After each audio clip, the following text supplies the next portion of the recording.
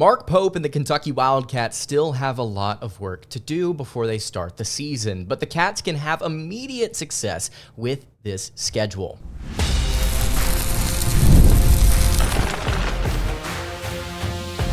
You are Locked On Kentucky, your daily podcast on the Kentucky Wildcats, part of the Locked On Podcast Network, your team every day. All right, what's going on, Big Blue Nation? Welcome on into Locked On Kentucky, your daily Kentucky Wildcats podcast. I'm your host, Lance Dawe, and on today's episode of Locked On Kentucky, we are going to be taking a look at Kentucky basketball's official 2024-25 schedule. That's right, the SEC has announced an actual schedule for their conference slate. Going to dive into the games today, give you just an overall view of this schedule, and I believe Kentucky and Mark Pope can have immediate success with this slate of games this year. Thank you so much for making Locked On Kentucky your first listen every single day. Want to remind everyone out there that we are free and available on all platforms. And if you are watching on YouTube, I would greatly appreciate it if you subscribe to the show. And if you are listening on podcast, I would also appreciate it if you subscribed there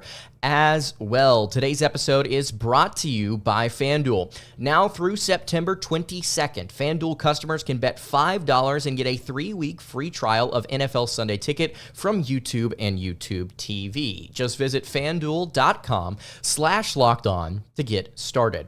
All right, let's go ahead and get into it. Kentucky basketball's SEC slate has officially been released. In case you did not see it earlier on social media today, the SEC decided to announce every single conference slate for all conference teams, including the new additions Texas and Oklahoma. Wildcats here will be opening their SEC slate at home against the Florida Gators. Now, before we dive into the rest of this, in case you didn't see our previous episodes on the schedule, in case you didn't see earlier in the year whenever these games were announced, the SEC announced which teams would be playing who, but they had not released an official schedule. Also, want to note here, tip-off times for all of these games are yet to be announced. So we just know the days. We don't necessarily know when those tip-off times are going to be for each of these contests. But as you kind of get to work through here with some of these games on Kentucky's schedule, you will get a pretty good idea as to where some of these games will and won't be. There's a massive one right in the middle of the schedule that we'll get to here later on in the show. But the Wildcats open up Mark Pope's first SEC schedule with a home game against the Florida Gators, a team that gave Kentucky issues last season. Very, very difficult opponent. Wildcats won in Gainesville by a very close margin, thanks to some late heroics from, I believe, Aaron Bradshaw, if I'm not mistaken. They lost in overtime in Rupp Arena to the same Gators later on in the season. Very, very good team underneath Todd Golden. This is an underrated squad, I think, heading into this year, especially considering some of the transfers that they brought in. Elijah Martin, I think, is going to be big for them from Florida Atlantic. Walter Clayton Jr. returning. He's a big-time scorer. That's a tough ask, especially given what we know about this non-con slate, which, again, we'll dive into the entire thing later on in the show. But then after that, you go on the road for a pair of road games, one of those games being at Georgia, a middling team in the SEC, but still one to pay attention to underneath Mike White. And then on the road at Mississippi State with Chris Jans, Jordan Sperber, who we had on the show earlier this year, joining the staff there. Mississippi State, I think, is also another underrated team for the SEC and in college basketball this season, period. They've got a couple of guys coming in that are really solid. Also lost Tolu Smith, which was a big loss for them, but Josh Hubbard's coming back. They've got some pieces surrounding him. Those are some really tough games, and it does not get easier from there. You return home to play Texas A&M and Alabama on January 14th/15th. The midweek games have not been decided as to whether or not they will be on the 14th or the 15th or what have you for future midweek games, I should say. For instance, Ole Miss is a midweek game in February that will either be played on the 4th or the 5th, but for Texas A&M, it'll either be the 14th or the 15th. They will play Alabama January 18th at home. So Florida, Mississippi State, Texas A&M, and Alabama, 4 out of those first 5 games, very difficult. And you cannot count out Georgia because that game is in Athens.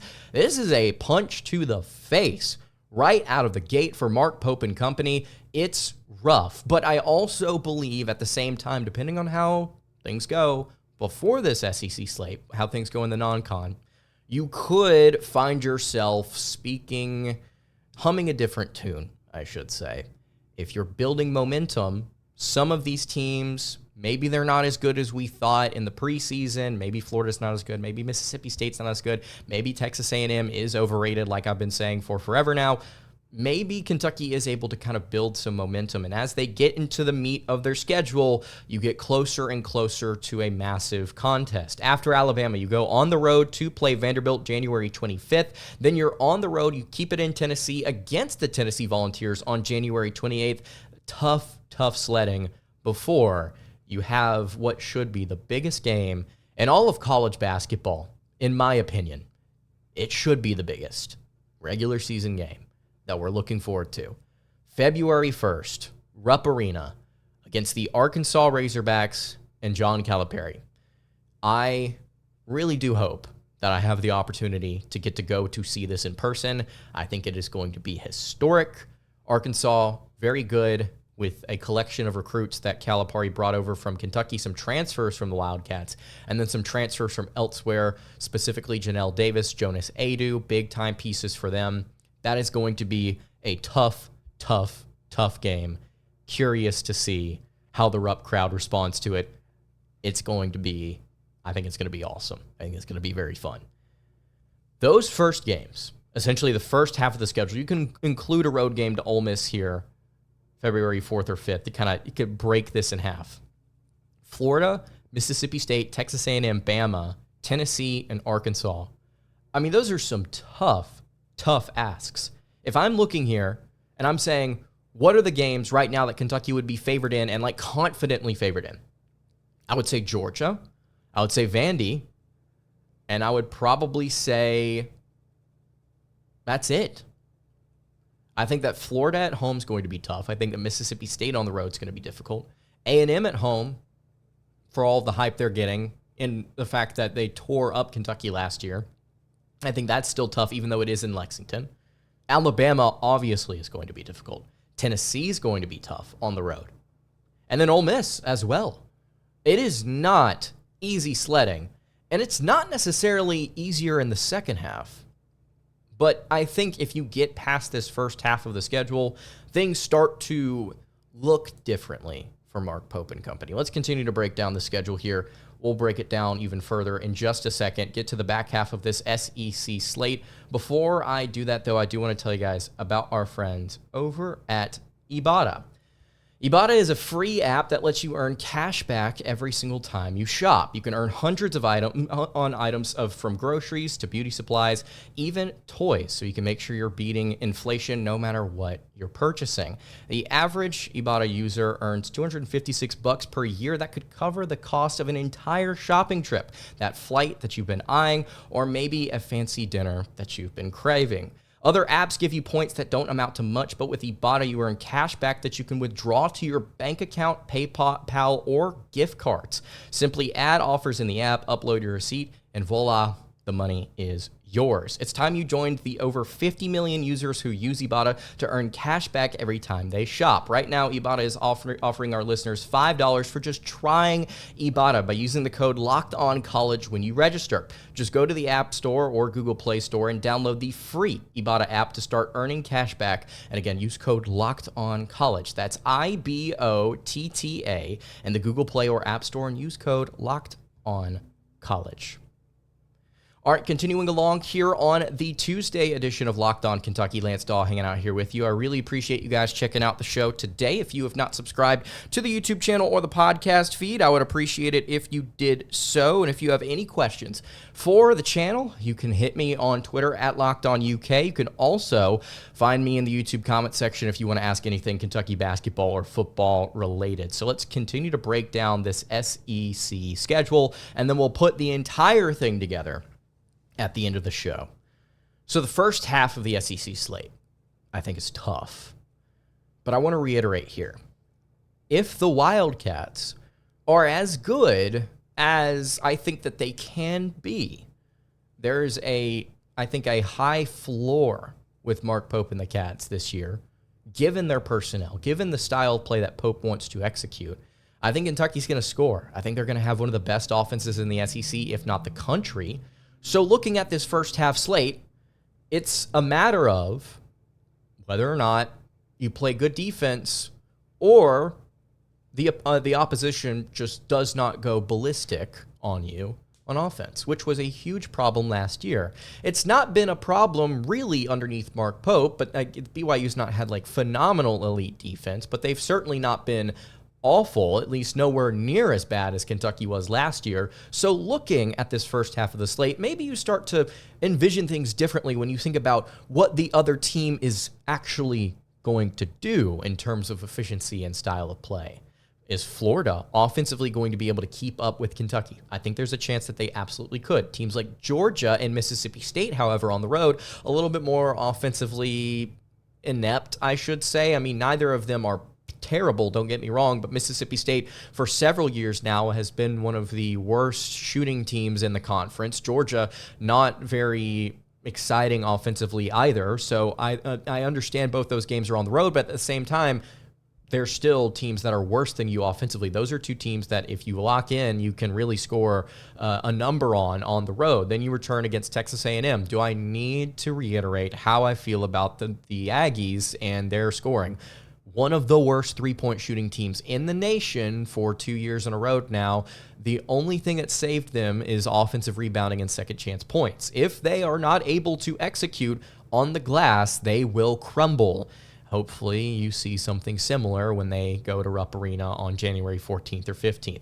Alabama, I think, can obviously keep up with anyone in the country. It's more of whether or not you can keep up with Alabama. Maybe not in Kentucky's instance, but for a lot of teams, that's certainly the case. So Florida and Bama are really the two teams so far that you are concerned about offensively. Tennessee, I'm going to have to wait and see with them. Obviously, they're very, very good defensively. That'll give some problems for the Cats, but are they able to keep the scoring up? Is Chaz Lanier going to step in and be that 18, 19 point per game scorer that he was at North Florida? That'll be something that we're going to have to monitor. Arkansas, I don't think they can shoot very well just looking at what they have on paper. Maybe they turn that around, but I think they're going to be in the bottom half of the SEC in terms of efficiency and shooting. Again, could be wrong. That's just what it looks like on paper. Ole Miss, they've got some new transfers in that can absolutely score. So I think that Florida, Alabama, and Ole Miss are your three biggest threats offensively. Everyone else, in one way or another, efficiency-wise, just as far as inability to grab rebounds, turnovers, what have you, every other team has some sort of issue, right? At least in my opinion. Kentucky's going to have an opportunity. They may lose every single game. But they're going to have an opportunity to go out there and execute and play the offensive style of ball that we know Pope wants to go do. This staff has to continue to say over and over and over, we're going to shoot 35 threes a game. That's our goal. If Kentucky is even slightly above average three-point shooting, which we know there are a lot of players on this roster that are not just above average, but are elite in catch-and-shoot situations, opponents are going to have a hard time keeping up. That's what I could potentially envision. You can also potentially envision teams in the SEC just being more physical, just having really solid defense and shutting Kentucky down, not allowing them to get out in transition, the offense bogging down at times. That could also happen. But I think this first half really does start to look a little less intimidating. Gosh, can't talk. When you realize that there's a lot of teams in the SEC that may be good defensively, but are they going to be able to score with Kentucky even if they're good on the opposite side of the ball? Back half of the SEC schedule. February 8th versus South Carolina. And then you've got a home game, either the 11th or 12th versus Tennessee. Then you go on the road to Texas. SEC game this year. Feels weird to say that. Kentucky versus Texas is a conference game. Then you're back at home against Vanderbilt. Then you have back-to-back tough road games against Alabama and Oklahoma before returning home to play Auburn March 1st. Going to be at that game. LSU either March 4th or 5th. And then you wrap up the SEC schedule on the road at Missouri. So things do kind of sort of taper off there towards the end. Oklahoma, LSU, Missouri. Obviously, Auburn's going to be very, very good, but they've not won in Lexington in forever. So 4 games there to wrap up the conference slate that you feel like Kentucky will be favored in. on the road at the Sooners. They're still going to be decent. They lost a lot of pieces, including Javian McCollum, Otega-Owe, who's now with the Cats. But I think that you really start to possibly pick up momentum if you are able to, again, like I said, lock in road games, Sooners, Tigers. You get 2 more Tigers. Actually, you close out the SEC schedule against 3 different Tigers, Auburn, LSU, and Missouri, which is interesting there. So that's the entire SEC slate. Intimidating first half. Back half has some holes in it. Vanderbilt, again, the final 4 games. South Carolina right in the middle of the slate here, February 8th. There's some holes in it where Kentucky on paper should just be better than a lot of these teams. It shapes up to kind of reinforce what my thoughts were a month and a half or so ago about this team, which is that they should be above 500 in the SEC. And I think that 10 wins is reasonable. 10 plus wins in the SEC is fair for the Cats, unless they are just way worse on offense than I expect, and the defense is shoddy and subpar. I don't think it's going to be terrible. But unless they just fall apart and the chemistry's not there, I expect this team to score. I expect this team to go out there and offensively be better than a lot of teams in this league. Can they play average defense? And can the opposition just not go ballistic from 3 like a lot of teams did against Kentucky last year? I think you're shaping up to have a solid season. Now, I want to wrap up the show here in just a little bit, kind of talking about this entire schedule. Guys, there's chances, there are opportunities for the Cats here to win and to have success. Before we dive into that, I want to tell you guys about our friends over at FanDuel. You've heard us talk a lot about FanDuel. It's America's #1 sportsbook, and we have something a little different for you today. Now through September 22nd, all FanDuel customers can bet $5 and get a 3-week free trial of NFL Sunday Ticket from YouTube and YouTube TV. Then, with a YouTube TV base plan, you'll be able to watch every regular season game Sunday afternoon, out-of-market game. All you need is a Google account and a current form of payment, and you can cancel any time. All you have to do is visit FanDuel.com/lockedon and download America's #1 sportsbook. Again, that is FanDuel.com/lockedon. All right, wrapping up the Tuesday edition of Locked On Kentucky. Going to break down this entire schedule here for you real quick. In case you have not seen it, you can absolutely go and find this, I believe, on Twitter. You can also find this on Kentucky Athletics and their website. The entire 2024-25 Kentucky basketball schedule. You have Big Blue Madness on October 11th. Thrilled to see what that looks like with the Cats. October 18th, you've got the Blue-White preseason event. Then you've got 2 exhibition games towards the end of October. October 23rd against Kentucky Wesleyan.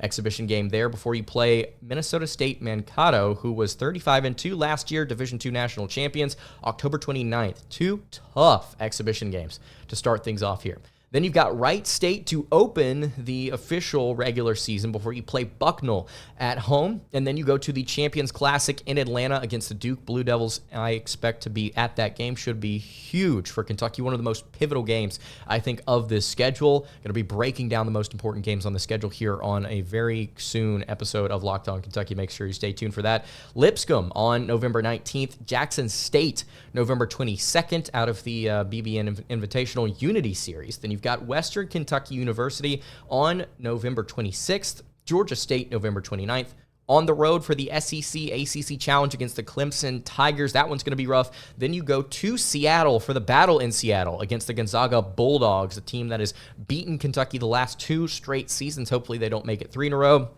You return home to play Toothpaste December 11th against Colgate. I believe that's actually the Raiders. Somebody check me on that. Louisville Cardinals at home December 14th. Massive game there, another pivotal game on this schedule. Ohio State in New York for the CBS Sports Classic. That's a borderline top 25 team, similar to Kentucky, transferred in a ton of talent. I believe Michi Johnson actually is there. Aaron Bradshaw's there. That's a good team. Brown on December 31st, and then you open up the SEC slate, like I mentioned, Florida, January 4th. At Georgia, January 7th or 8th. Mississippi State on the road, January 11th. Texas A&M, either the 14th or 15th. Bama on the 18th.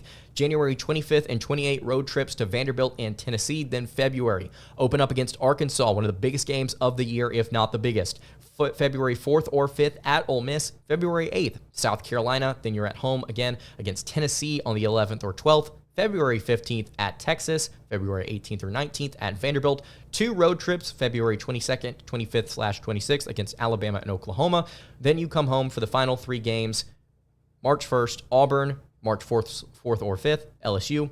Close it out against Missouri on the road, March 8th. SEC tournament, March 12th through 16th. Want to note that there. Big time schedule for the Kentucky Wildcats, but if all things go to plan, I've said it before on the show, and we'll continue to highlight individual spots on this schedule. I think Kentucky can really do some damage here. Now, they could be terrible, who knows? But I believe that they will do some major damage here, just given how good I believe the offense will be this upcoming season. That's going to do it for today's episode of Locked On Kentucky. Hey, you can follow the show on Twitter at Locked On UK. You can follow me on Twitter at @LanceDawe_, and follow the show over on Instagram. That is at Kentucky Podcast. Any questions, comments, concerns, leave those in the YouTube comments below. Hit me on the socials. I will see you all tomorrow for another episode of Locked On Kentucky. Have a great rest of your day, and God bless.